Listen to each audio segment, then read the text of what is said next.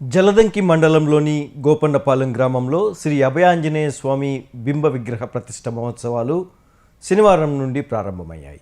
వేద పండితులు గణపతి పూజ, పుణ్యాహవాచన, పంచగవ్య ఆరాధన, దీక్షాధారణ, అఖండ దీప స్థాపన, త్రిశూరచన, వాస్తు పూజ, భూతివాసం, క్షీరాదివాసం, నీరాజనం, మంత్రాభిషేకం తదితర పూజలను శాస్త్రోక్తంగా నిర్వహించారు.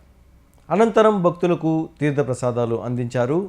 సాయంత్రం 4 గంటలకు స్వామివారి గ్రామోత్సవంను అత్యంత వైభవంగా నిర్వహించారు. తదుపరి ప్రత్యేక పూజా కార్యక్రమాలు చేపట్టారు. ఆదివారం ఉదయం 9:30 గంటలకు మిథునలగ్న పుష్కరాంశం నందు శ్రీ అభయాంజనేయ స్వామి బింబ విగ్రహ ప్రతిష్ఠ మహోత్సవాన్ని నిర్వహించనున్నట్టు గ్రామ ప్రజలు, పెద్దలు తెలిపారు. అలాగే ఆదివారం మధ్యాహ్నం అన్నదాన కార్యక్రమం నిర్వహిస్తున్నట్లు తెలిపారు. అంటే ఈ 5 ప్రాంతాల్లో 5 దేవతలు ఉంటారు. సత్యోజాత, వామదేవ, అఘోర, తత్పురుష, ఈశాన అనేటువంటి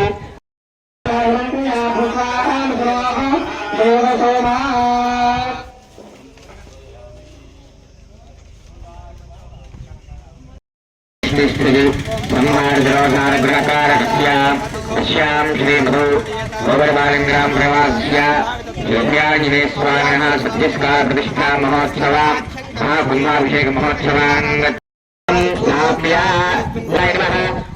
वास्तुपुरुषमूर्ते नमः। ओं हेमवर्णाय, ओं वास्तुपुरुषाय नमः।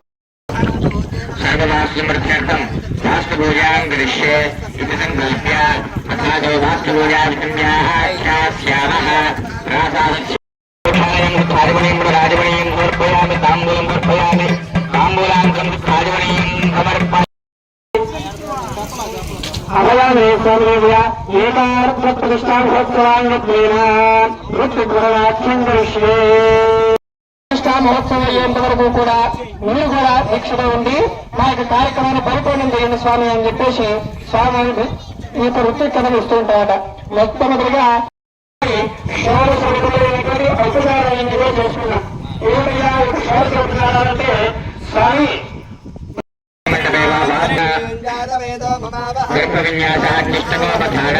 सकल परिवार देवता स्थापना समस्त मंडप संवाहन ओम ब्रह्म विज्ञान प्रथम स्थापित सरजो देनावः सपत्न्या बलः सुविष्टादेशः ज्ञानपूर्वका ब्रह्मस्मर सुदर्शनेन स्वनामना प्रबोधयेत् पूर्वे కూర్చోనాయన అని చెప్పేసి ముందుగా గణపతి ఆహ్వానించుకున్నామట. ఆహ్వానం చేసుకుని స్వామివారికి 16 విధమైనటువంటి పూజలన్నీ కూడా గావించాం.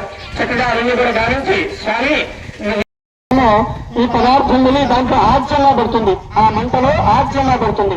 నిప్పులో మంటలో ఆజ్యం ఎలా ఉంటుంది? ఆ యొక్క మంట ముందుగా ఆలయ పూజగా వినాలిగా అని చెప్పింది శాస్త్రం. అంటే మనం ఏ కార్యక్రమం తలపెట్టినా, ఏ పూజ తలపెట్టినా ముందుగా గణపతి ఆరాధన చేసుకోవాలి.